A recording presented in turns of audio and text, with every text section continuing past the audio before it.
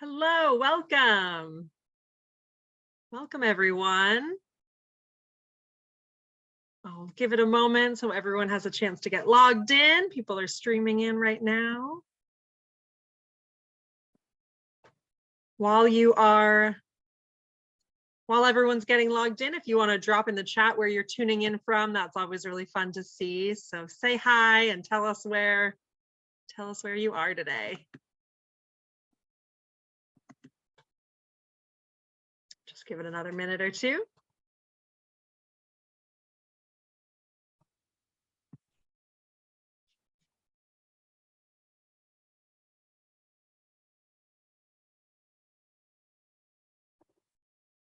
If you're just getting in now, drop in the chat where you're tuning in from. We'd love to see where everyone is and say hello.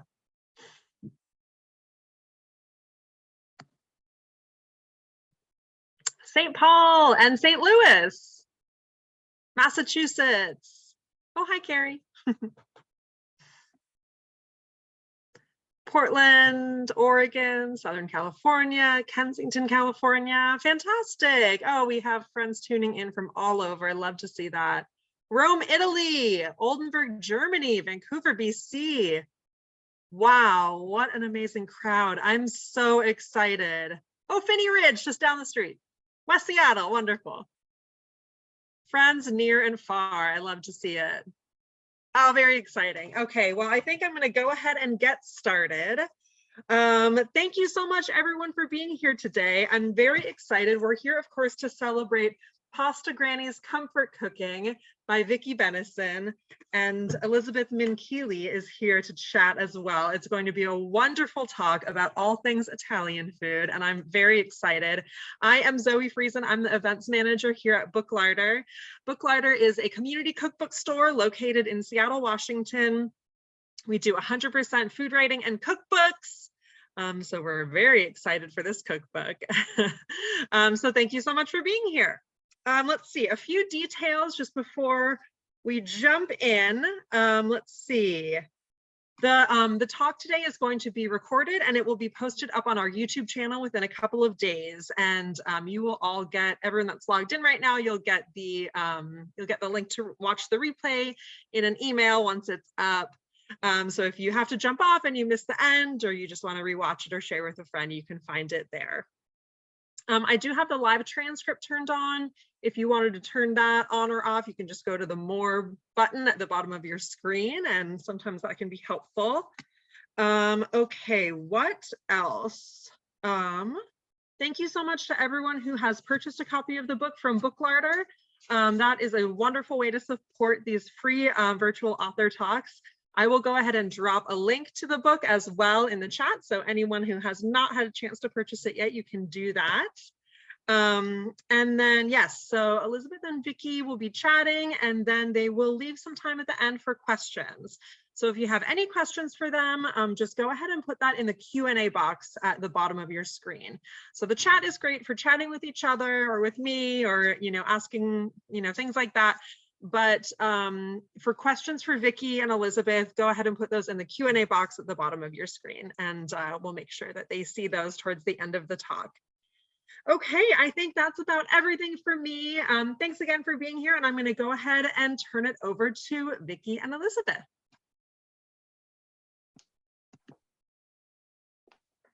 Hi, Vicky. Come stai?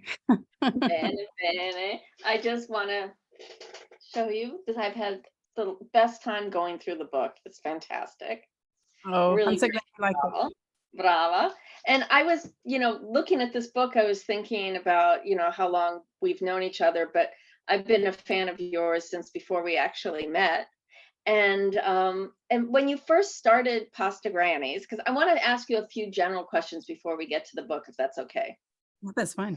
So I remember when you first started Pasta Grannies, and I was sharing the videos with my friends like Evan Kleiman, and we were sending these videos back and forth, and we were so excited that somebody was actually capturing these moments that, seemed so ephemeral and in danger of dying out. And I just wanted to know now, in the course of, it's been, what has it been, 7-8 years that you've been doing this, what were your original goals and how have they changed in terms of the YouTube channel? Yeah, I suppose originally it was definitely pasta shapes. I thought, oh yeah, let me see if I can collect as many as possible. How many are there? And that's still an ambition. I get quite excited when Livia De Giovanni, my granny finder, kind of calls in and says, oh, we found this one with chestnut flour, and it's got a walnut dressing or whatever it is. I kind of go, yeah, let's go and find it. And but equally, these days people are enamored of the grandmothers. So I always say people come for the pasta and stay for the grannies. The reason that the book is called Comfort Cooking is because during the pandemic, there was a 60% increase in the YouTube channel viewing. And dozens and dozens of people wrote in to say how comforted they were by the grandmothers and how it helped them with their anxiety and things like that. So that was very humbling and inspiring, really. So hence the book. That's a big increase in your viewership. I keep wanting to say readership, but it's really viewership. And do you actually think that you sort of developed a new kind of audience during the pandemic? There were different kinds of people from different places in the world. Do you know any of that? Yes, it's difficult to say. I mean, the audience is around 30% American.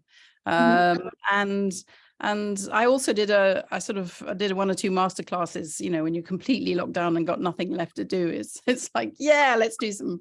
What I found was people were really inspired to get together with friends and make pasta together. And that, I think, was a sort of development. It was, whether it was online or in person, people were inspired to find ways of playing together, if you like, by making pasta.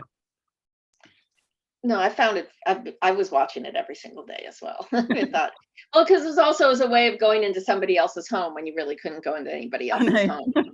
And always so interesting, the homes. But when you first started Pasta Grannies, and it was, mostly about the pasta, then about the grannies, but when you were actually in the homes with people and you were talking with them, were you collecting the recipes at the time? Were you writing them down? Were you taking notes? Yes, we do take notes, and we'll always sort of say, oh, we think that's about 300 grams of flour. And, and these days we bring a tape measure along. But so was that it we have a more accurate idea of what kind of size is this ravioli. But was it always your intention to share this as well as a form of a cookbook, or was that something that came up later? Well, I think it's interesting, about when you write about a subject, what medium best suits that subject. And for pasta, it's such a physical process. There's such a lovely rhythm and to it that video seemed to be the first response. I tried when the first Pasta Granny Maria came around to our house in Marche, and there was a photographer friend there, and we had great fun, but it wasn't enough. The photos and writing it down wasn't enough. It needed video. And so that's how it developed. Well, you were joking before about taking a ruler and measuring ravioli. And my question, I know how hard it is to write a cookbook and translate a granny's recipe into numbers and words. But do you think people should just sort of let go and sort of watch the video too and just enjoy it for what it is? Yes, I do actually. They're so instinctive. It seems almost a shame to sort of say it's 300 grams, because actually what they're responding to is what they have in front of them. And I think if we can learn a little bit of that, we can give pasta ratios and stuff. But I mean, if you get a different brand of flour and it's different humidity and it's going to behave slightly differently, right, your kitchen won't be the same. So in the end, there is a certain you're going to have to stray from the recipe instructions possibly a little bit, just to sort of get that nice feel to it. So there is an intuitive aspect to it.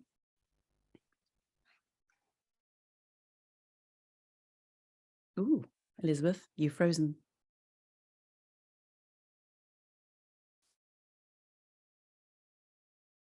Technical breakdown. Elizabeth's gone offline. Oh dear. Shall I keep talking? Yes, please. Are there any questions from people below the line already? Well, Elizabeth finds her internet connection. Let's see. I sympathize with Elizabeth. When I was interviewed by Evan Kleiman a couple of weeks ago, I ended up in a garage forecourt. Oh my trying gosh. trying to find the right internet connection that was good enough. Yeah. No, we've definitely all been there in this Zoom reality that we live in. We don't have any questions yet, but I will just give a shout out to our participants. If anyone has a question, go ahead and drop it in that Q&A box at the bottom of your screen and we will get that answered. And let's see, in the meanwhile. Shall I explain a little bit about the book? That sounds perfect. Yes, give us an overview. I don't know. Some of you may have already bought the first book and say, well, why should I buy the second? Well, there are 400 grannies that are on the YouTube channel, and we can only fit so many into a book. So in this one, there are 60 grandmothers. And this time we've increased what we actually write about. So it's not just pasta. In northern Italy, there's pasta isn't the only carbohydrate. They also eat polenta and rice, and it seems a shame not to talk about rice recipes because risotto is completely delicious. So we have a couple of those. Pizza is always comforting. And there are a couple of classic puddings as well, and an unusual one, which is a stuffed apricot, a stuffed gnocchi, which has jam in it, which is from Friuli. Rather delicious, and it's kind of served with lots of butter. It's yum. That sounds amazing. So there's that sort of, and the pasta recipes themselves, they are more geared towards being crowd friendly, family friendly. So book one, we only have one lasagna recipe. Book two, we have 4 because everybody. Oh wow, amazing. Elizabeth, you're back with us. Are you back there? No audio. Now? Yay! Don't know what happened. I'm so sorry. Oh gosh, happens to the best of us. I've been explaining the differences between book 1 and book 2. Oh, okay. Yeah. So more risotto, more pizza, and more crowd-friendly recipes. So 4 lasagna recipes. And how do you, and that was the question that I was going towards. And how did you choose which of the dried pasta recipes to include? I mean, I love the like Anna Maria Zitti alla Genovese, which just looks fantastic. Yes. Well, I chose ones that I particularly adore. So Zitti alla Genovese, for those who don't know, is this wonderful oniony condimento that you put on ziti, which are sort of largish pasta with a hole in the middle, and there's a sort of small amount of meat that goes into it, but the main thing is all this kind of stewed down onion that goes into it. And I mean, if you're a meat eater, that is a wonderful dish to do. But I find also that, I mean, it was just like, that's a delicious recipe, but also a lot of the other recipes that you chose in this book, Comfort Cooking, include rice, dried pasta, and they're almost as if they're, I mean, the first book was amazing, and I in theory, I wanted to try and make each of those shapes, but some of them were very daunting, I thought, and they're still on my to-do list. And I find that the comfort book is also, it's comforting in that I feel like I can make a lot of them. Yes. Were you thinking about that as well? Yes, I was. I mean, there are 1 or 2 that are more challenging in there, but I figured that, you would get your friends around, so you'd only have to make 2 casatelle each. So you would get lunch eventually. So the idea was that it would be easier for people and for a greater range of abilities, if you like. Yeah, exactly. And so one of my favorite photos in the book I wanted to ask you about, just because the photography in this book is just so beautiful. So this photograph here, Delphina, yes. In her bedroom, or in the bedroom with the bed full of pasta. And well, I was just looking at this picture for a long time this afternoon, but then I was thinking, what a privilege, but what a sort of odd thing to be walking into people's homes. And these are women who don't usually invite strangers into their homes, no? No, And, they and don't. and not only are you going into their homes, in their kitchen, you ended up in her bedroom. So I just wondered if you could talk about that a little bit and how this you have this immediate sort of almost intimate relationship with these women. Yes, I mean, with Delphina, that was the second time we'd met her. You know, the how it works is we get in touch with them.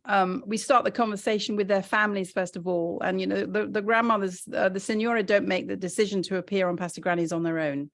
You know, everybody has to agree that that's what she's going to do. And so the conversation's already started. So by the time we do walk into their kitchens, it isn't a great shock. You know, it's a very brave of them. It's very enterprising of them. But it's not like the police arriving on your front doorstep No, saying, no, no. But I meant that all of a we sudden. are here to phone, you know, begin to. No, I know, but it just seems like I remember when I was with you in Emilia Romagna and we were looking to go into different women's homes, and granted, it was the time of, you know, right after COVID and during COVID, and people were hesitant, but it really made me think about, you know, how protective the families are of you know, their nonnas, and you know, that you're really going into people's lives. Yes. And we are very privileged to do that. So with Delphina, you know, the first time we met her, we didn't see her bedroom. And I think, you know, so the second time it so happened, you know, the conversation led us there. I don't think she planned to share her bedroom, but it was like a conversation about the Sagra, the food festival that she was preparing for. And so we always said, oh, you know, how much have you made? And then sort of, you know, then suddenly we were all shuffling through to her bedroom. So that's how that, you know, that sort of one-off happened. And sometimes, you know, we like to film in their kitchens because that's where they're most relaxed. Mm-hmm. Sometimes they sit, you know, sometimes daughters or sons, they say, oh, you know, our kitchen is smarter. We would like, you know, our mother to be in our kitchen. But instantly she doesn't know where the knife is. She doesn't, you know, she doesn't feel that it's hers and that she can move around it in the same kind of way.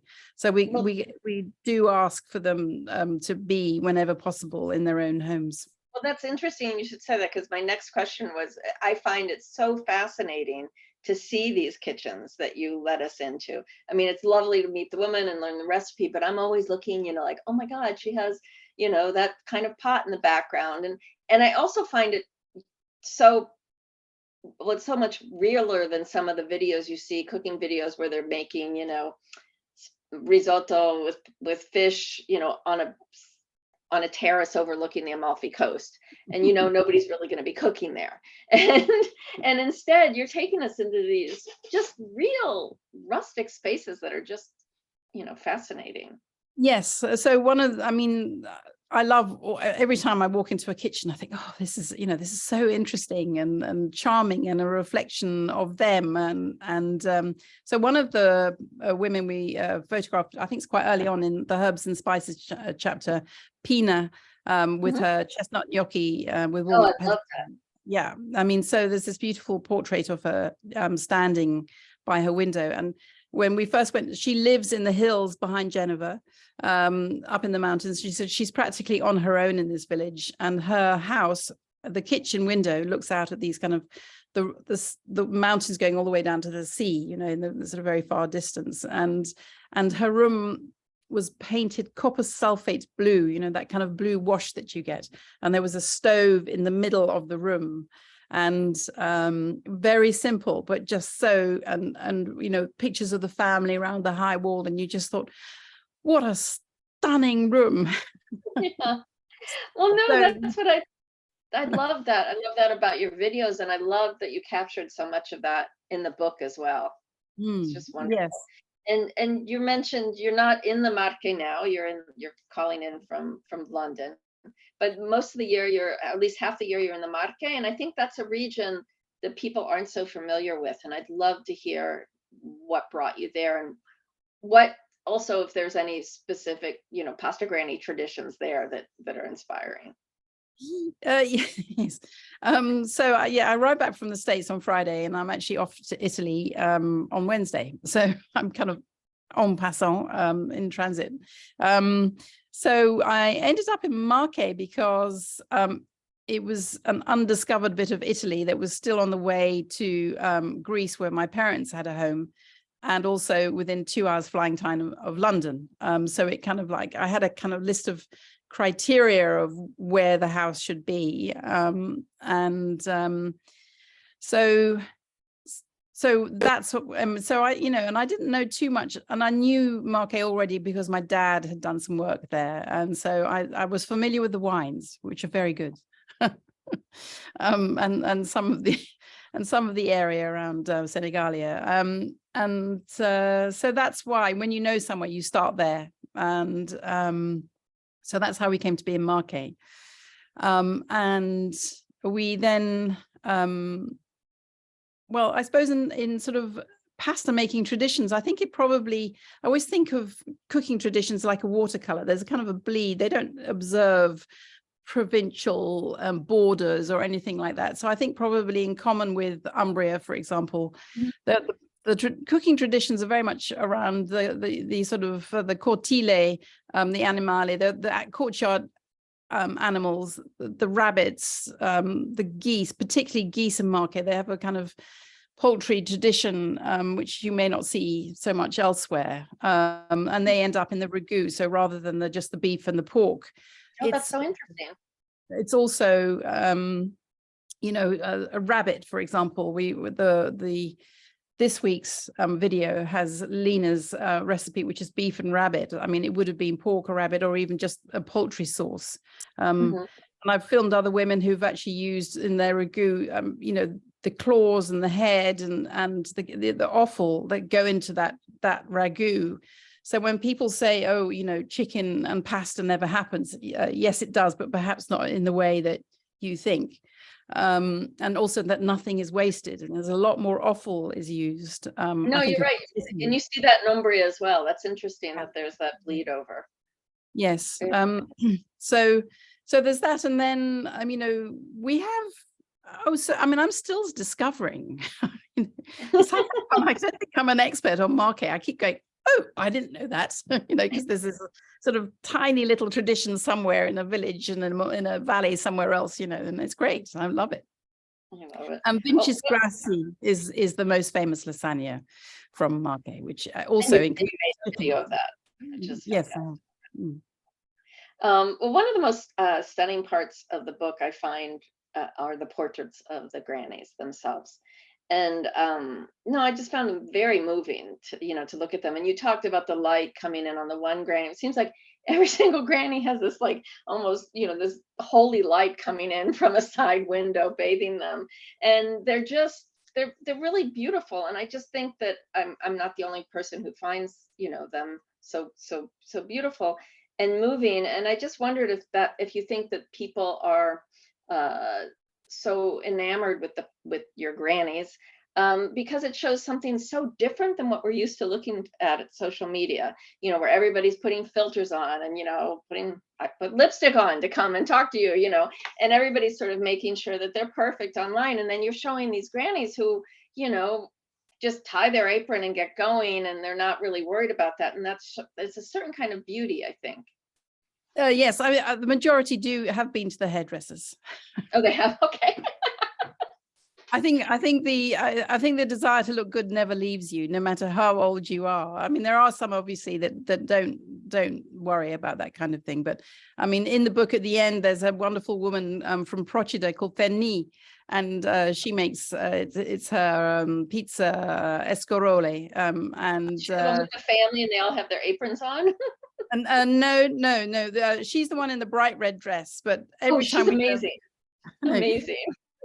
Every time we go and visit her, which is, every time we vaguely go near Naples, we think, oh, we must go to Procida and say hello to her, because she's now 98. I mean, it's amazing. She looks beautiful.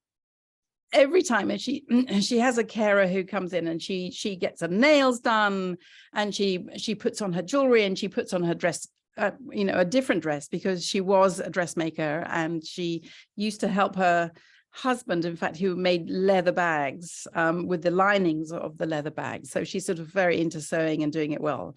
And So fashion. she's always just so and fabulous. Okay, so we're all trying to look good. Yes, that's right. There was as always, I'm so surprised when I find something completely new that I had no idea existed.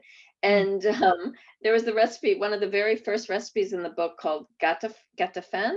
Oh yes, yes. And which are fried ravioli. And I grew up in St. Louis, Missouri, where there's a section of St. Louis that's called the Hill, and we used to get fried ravioli there. And I've been telling everybody for years, oh, fried ravioli, that's a St. Louis thing. They made that up there. That does not exist in Italy. And then to find this, on the very first page of your book, and I was wondering, are there things that just surprised you like that sort of changed the way you thought of pasta? And what are some of those?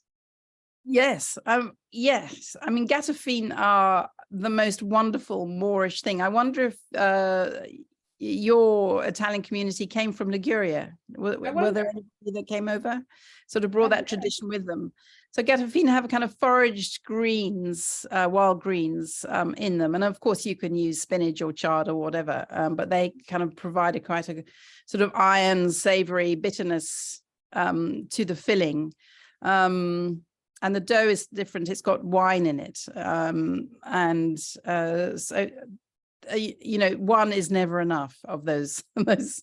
You kind of hope there's enough to have three. Well, what was the most? Can you think of one thing that was the most sort of surprising pasta that you had over the years? I mean, something you walked in and you heard about this and you thought, I can't imagine this existed, or. Yes, I suppose andarinos were one of the most difficult pastas. That's most recently, though. I mean, that's not in the book. What is that? Sorry? What are you describing? Andarinos is a type of twirled pasta from Sardinia. And you kind of, instead of having like a troffia has a kind of essentially a hole in the middle because it's like a corkscrew.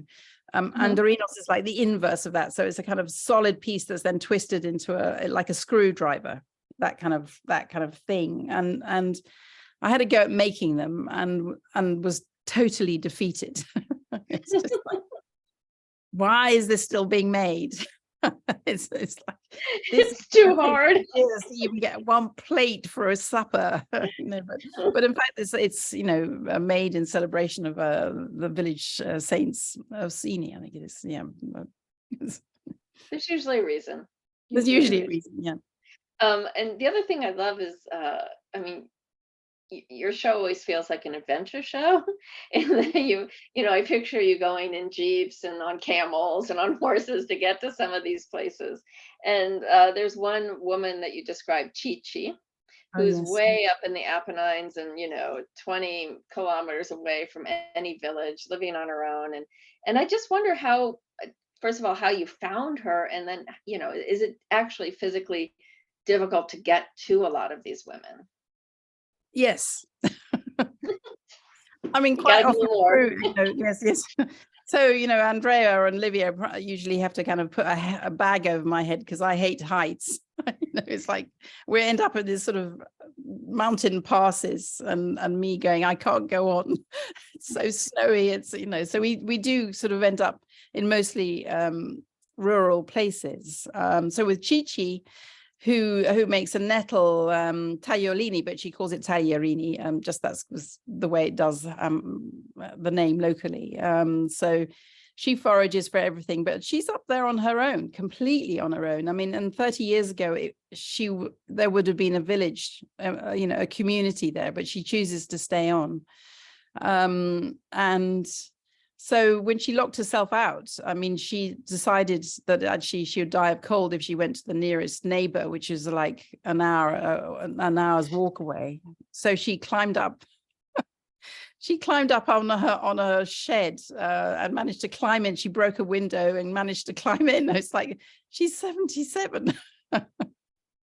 So you have to have a kind of certain sort of pioneer spirit to maintain your independence in someone like that. But how do you even find somebody like that? I mean, I know you have help from Livia and people are doing research.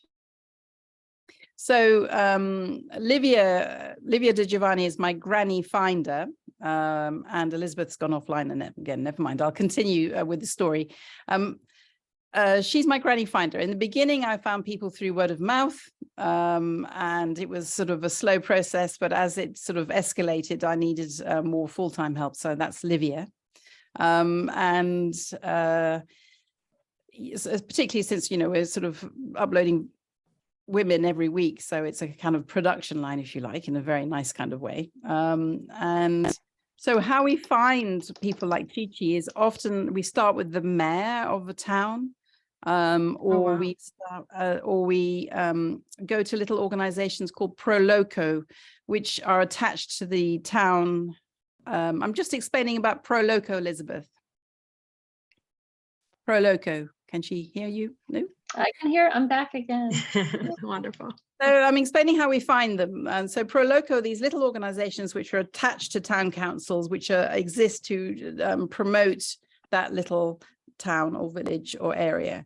And they're amazingly helpful. So they then ask within the community about who would be willing and who is suited, the right. We don't want young men in their 30s, so we want older women in their 80s. So they sort of put the word out and then come back to us with the suggestions. Mm-hmm. So it is, even though it is Pasta Grannies, do you often get pasta grandpas? Oh, I'd love to. Whenever. Do you sort of reach out for them, or they just don't happen? Well, I mean, there's of that generation, pasta making was definitely women's work. Right. That was considered a life skill for women. And the men were definitely the sort of hard labor and outside in the field. So I think women did that as well, but it was just the responsibility for putting food on the table was women. They were told from the age of 5 onwards that they had to be able to make pasta, and they wouldn't find a husband if they couldn't, which is a bit, no pressure. That's why everybody's so good. I mean, I'm glad those things have changed. I know. There's Rosa, who was in book 1, who actually had a prospective father-in-law come around and observe her making pasta to make quite sure she had a high enough standard for his son. And did she? Oh, thank goodness, yes. So, I mean, talking about how, these old-fashioned traditions, which are, also charming, but your book has one very new technical element in it, and it's the QR codes. Yes. At the bottom of every page. And I was using them nonstop today. And what they are for, everybody who hasn't seen the book yet, at the bottom of every recipe, there's a QR code where if you take your phone and hold it over it, it opens to that video. Yeah. So you're talking about it and then you can see it, which is, I just find miraculous. And I just wanted to know, was this something that you sort of sought out? Was it something that was suggested? How did that come to be? So I've always wanted to do it. Book 1, the design wasn't right for the QR code inclusion. So this time we managed to get, because I sort of suggested it after the design had been, we'd settled on it. So this time round, I was very keen that it should be there. So that's what happened. And so, I mean, and I think also, 4 years later, people are using QR codes more and more. Mm-hmm. So that's how it worked, and I really like it because I think words tell a story in a different way, and I think it's sort of like it speaks to the channel. I think they're complementary, and also if you think, oh, I don't quite understand what is meant here, you just kind of go and check on the technique, but also where there aren't portraits of the women, you can go and spend time with them anyway on the video. So. No, but I found it especially when it comes to the technique, and I think you're incredible when you describe some of the pasta techniques, which are almost undescribable, with what they're doing, their acrobats with their fingers and everything. And to be able to then go and actually see it, it all makes so much more sense. Yes. And do you think that it, I mean, it obviously adds to the book. Do you think the book and the other direction adds to the recipes that you have on the screen? Like, do you think have you been adding, references to your books on those recipes on the YouTube channel? No, yeah, but that's a good idea. Yes, I'll Well, do 'cause that. yeah, well, no, 'cause people often, say, how much flour, I mean, and Yes, that way you can.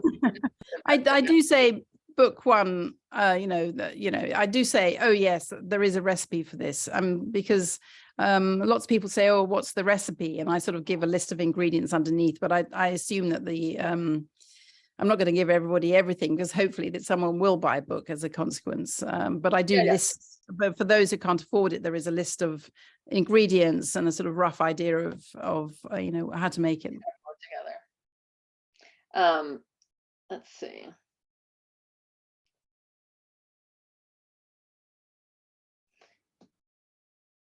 So again, I was just talking. I found some of the recipes, like Delfina's Fieno. I just am obsessed with Delfina, and they seem almost.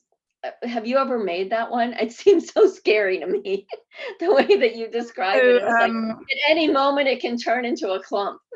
Yeah, that's why they dry. So Delfina's Fieno de Canopina are angel hair pasta, and they have to dry before you cook them, otherwise they will collapse into a kind of mush. So I have no, Elizabeth, I have not. It's like no, I'm just going to stick to tagliatelle and it'll be fine. Well, I even went and looked at her video again. It's like, I can't do that. I just can't. And it's so wonderful to watch. So even if you don't manage that very fine, it's a very interesting mouthfeel to have very fine pasta with a meaty ragu. I mean, people usually say, oh no, a meat ragu needs pappardelle or something like that, but this is something different again, and it's great if you can try it. But the taste is essentially the same no matter how wide your pasta is. I mean, pappardelle gives you a different mouthfeel completely, but no, it is. It's more akin to like it does almost mush up once you're cooking it, but it is really interesting.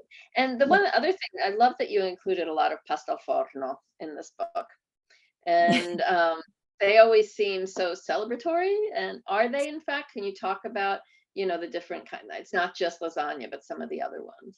Yeah, so lasagna, the people sometimes write and say, well, why haven't you put ricotta in? And the answer is, well, because this lasagna isn't from southern Italy. So there are different lasagnas I don't know, for every region of Italy, but certainly there are a lot of different lasagnas.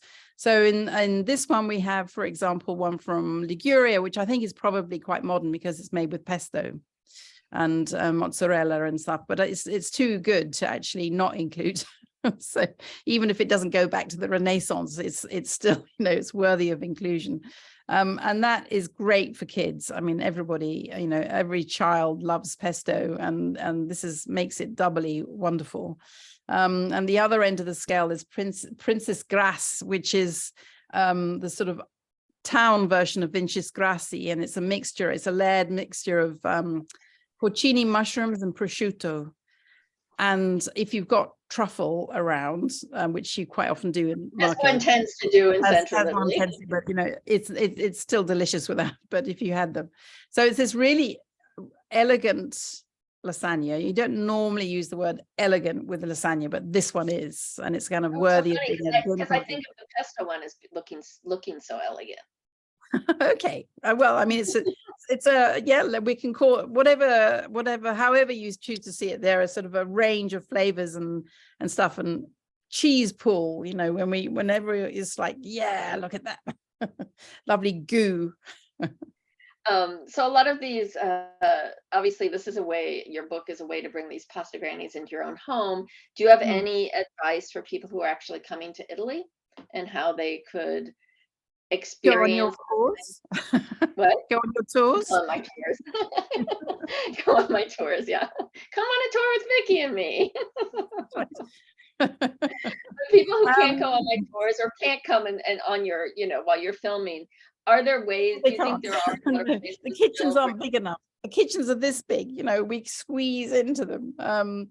So advice Italians, I would say, I mean, for those visiting Italy, is to probably stay in agriturismi, and that kind of brings you closer to family-run restaurants mostly, and that's a great way of experiencing local food. Who do I mean, That's a really good idea. I mean, because I think once you're on a working farm, you're more likely to find a working granny. Yes. I think so. I mean, and these days people like, Airbnb offer experiences as well. And that's one way. And of course, there are classes. I mean, if you're, like we're in, with you in Rome and your day tours and going to see the markets and stuff like that, that's a great way of where you happen to be, And then, find and someone. have you ever had anything to do with the Cesarine? I know that I should talk to them. So that's a website of people who kind of sign up and offer meals at home, and I also recommend them, but I've never spoken to them. No, I spoke to them when they started, but this was like 10 years ago, and the idea was that some of these grannies that were, in the countryside, or grandpas, or whoever it was, I would say that the younger is likely to be younger people offering that experience. I think days, yes. for us, our grandmothers are very excited about participating, and we have about 3 who are what I call star grannies, who enjoy it so much they are happy to participate fairly regularly. But I'm not sure, they're over 80, a lot of them, and I don't think working in tourism is something they're capable of, and their families certainly wouldn't let them. And also, they're utterly charming and endearing, and not necessarily great teachers. So, it's a sort of, it's a lovely thing to want to be with a grandmother, but actually, if you want to learn, then it's probably someone else. Right. And speaking of grannies who are, in their 80s, when you first started this out, though, that wasn't necessarily your aim, right? You weren't necessarily going into the homes of 80 or 90-year-old grannies. A lot of your grannies were our age, in their 40s. Yes, definitely. in their 60s, and because I mean, women in their 60s are grannies. And we still film women in their 60s. It's just, I think the stories from the older women are the ones that are more interesting because their lives have changed the most. So, I mean, but we're not exclusively only the over 85s. I mean, it's just that it's like time is moving on. We've, please God. Those are the ones that are important to catch. Yes, the 65-year-olds hopefully will be around for another 20 years. It's like, but the 85-year-olds, we're on a mission. Yeah. My green screen doesn't like it, but I was just going to try to show a few of the photos. This is the granny in the red dress that you had mentioned. So wonderful. Yes. So wonderful. And we have some questions here I'll dive into in a moment. That's Carla with her sfoglia loda. Mini ravioli. Oh my gosh, looks so good. This is that pork and sage lasagna. I was just watching the video of this one. Well, so Maria passed away about a month after that we took the photograph. Oh my gosh. Wow. She was, 96 or something. So right. I love it when you get the women together. Like they're obviously been cooking pasta together for ages, and I just wonder what they're gossiping about.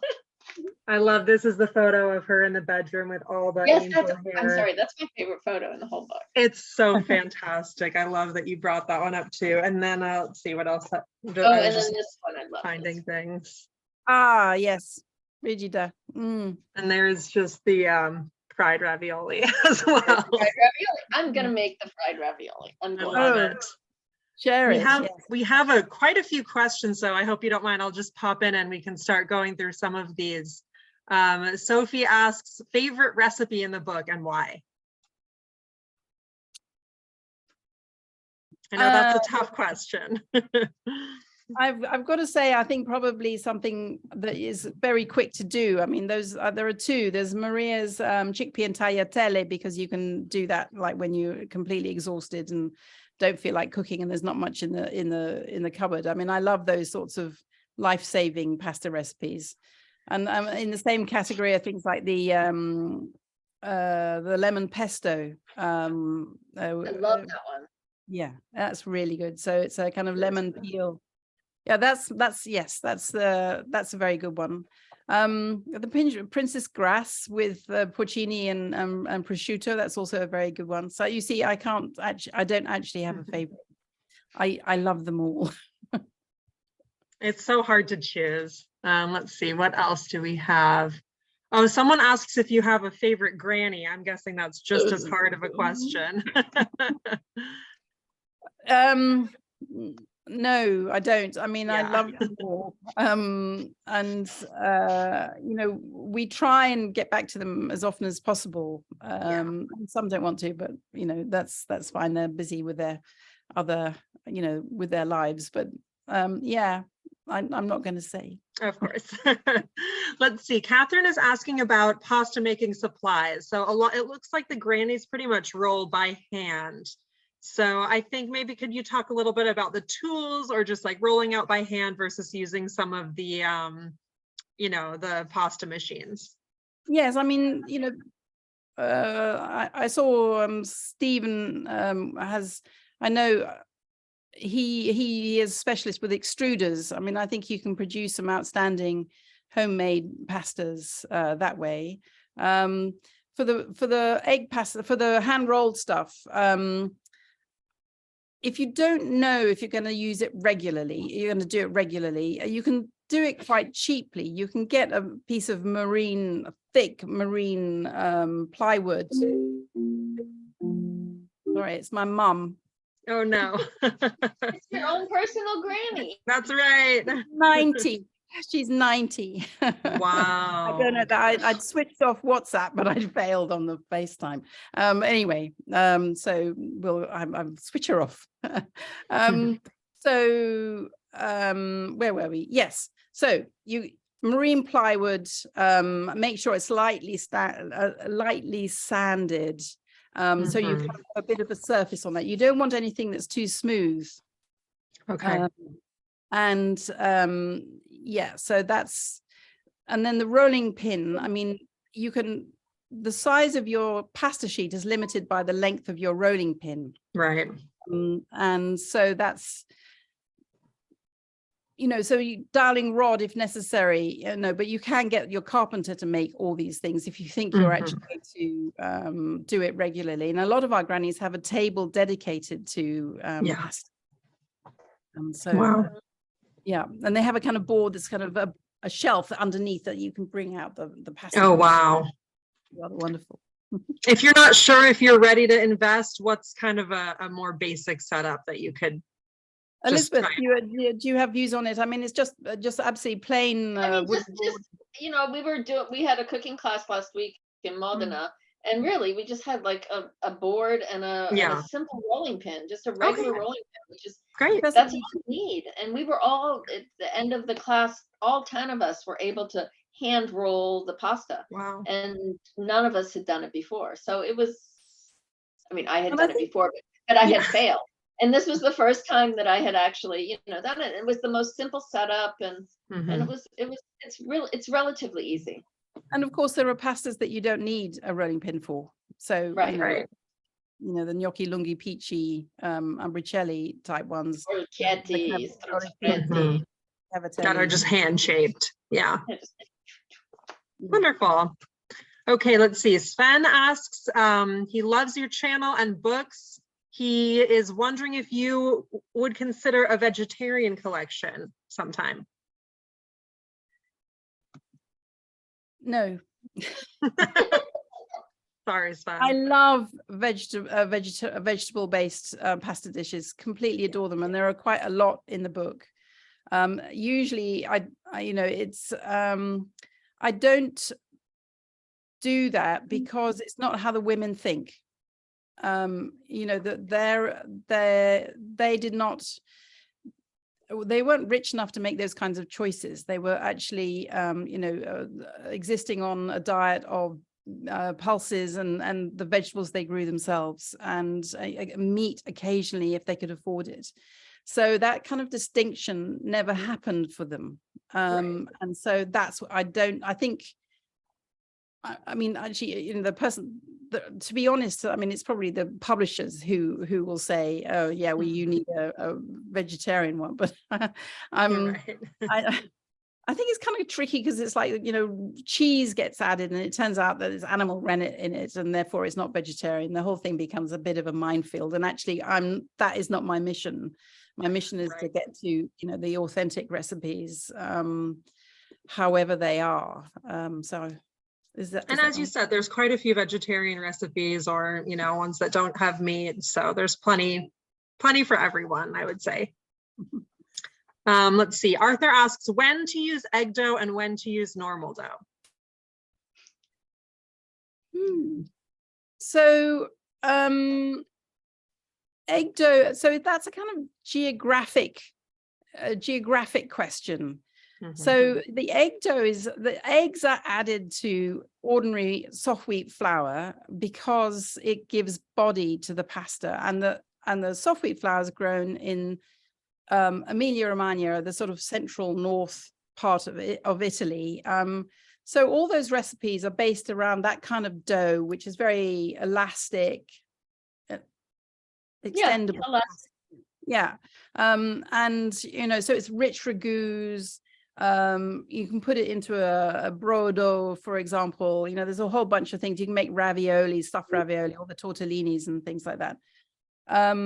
So it kind of lends itself. So Elizabeth, please join me on this one. I mean, it's like, no, I would say that it's not so much. There's no such thing as egg dough and normal dough. No, you know, and egg dough is the normal dough for certain regions, and then, you know, hard durum wheat is used for other shapes and other forms, and it's basically what you have.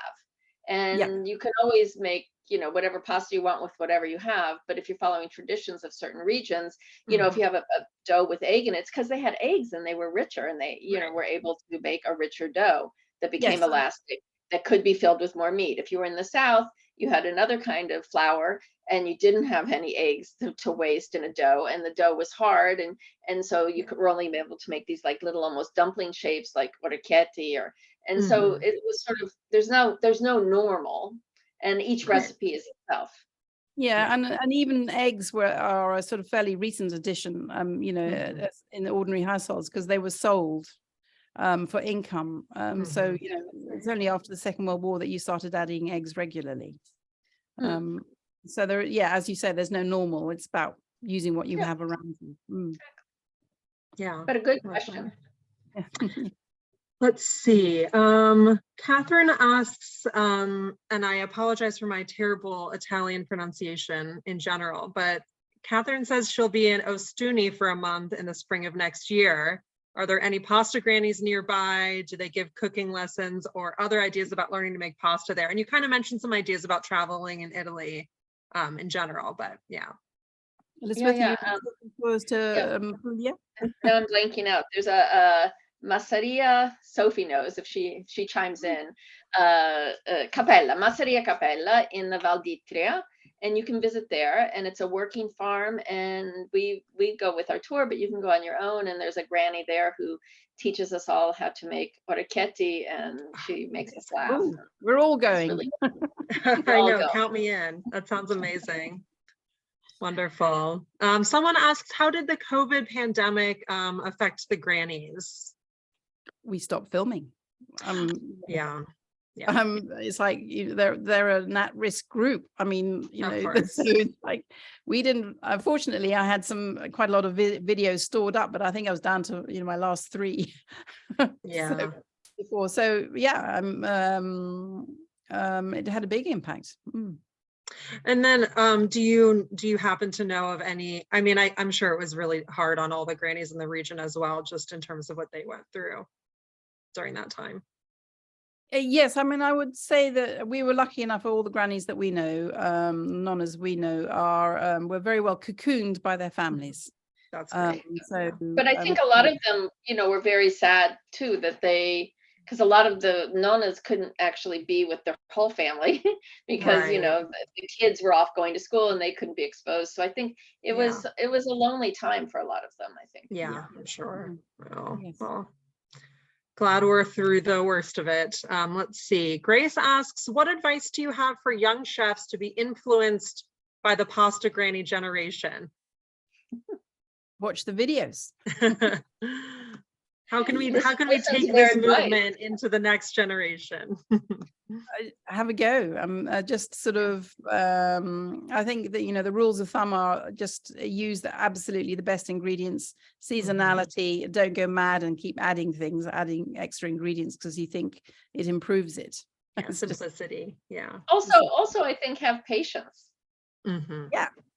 I think mean, that's you're very right, Elizabeth. It's you know, you can get to a certain level quite quickly, but the real sort of the master of it, it takes several years practice. takes 90 years. 90 years, Wow. 80. Amazing. Yeah. And that's the thing, like you said, you know, I like how you make it sound like you really can get to a place where you can be rolling out your own dough fairly, you know, easily, but then there's almost an unlimited amount to learn from there, or to just, you know, keep going and keep improving and keep trying things. Yes, I mean, we had Ada sort of do a Zoom thing with Dan Souza from America's Test Kitchen, and she told him it would take at least 3 years, and she Wow. so Wow. Amazing. Yeah. Yeah. It's one of those things that really does take mastery. I love that. Well, I think that is all of our questions. We got through them all. Let's see. Anything else you'd like to share? Or Elizabeth, did you have another question or two in our last few minutes? Well, I just can't wait to see you again here, Vicky.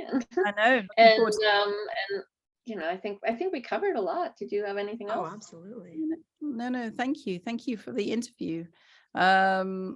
Yes, no more questions. I don't dare. If I look at the questions, I end up kind of not being able to multitask, and sort of you'll just see my head like this. Just as Someone I look asks, what are the best favorite pastas to make that don't require a pasta machine? Which we kind of also talked about that too. But if you wanted to list a few more, that was the last one. Cavati, Cavatelli, Peachy, all those ones from Orecchietti.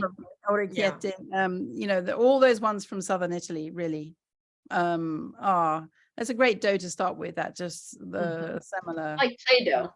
It is. And I love that question too, because that's like great entry point for where you can kind of get started without too much equipment and without too much maybe skill or knowledge. We didn't talk too much about the desserts. I know you mentioned the apricot gnocchi, which I'm really excited to try. Do you have another favorite dessert, maybe, or one that stands out? Oh, well, I probably Ida's Bunette, which is a hazelnut and chocolate pudding that's classic of Piemonte. Oh yeah, that one's right in the beginning. Yeah. So that she's 94, I think, and or 93, and it's the recipe from her mother-in-law. So it's that's an old recipe. Yum. Yes, that one. Ah, that looks delicious. Amazing. Well, thank you so much for thank you so much to both of you for being here. This was such a fun talk. I cannot wait to get my hands into some pasta dough. And everybody go buy Vicky's book. Yes, Vicky, congratulations. It's a fantastic book. And I really applaud what you're doing with the Grannies, and such a great community builder, really globally. So thank you so much. Congratulations on the book. And thank you to everyone who tuned in. Thank you very much indeed. Bye-bye. Have a wonderful day. Bye-bye. Bye.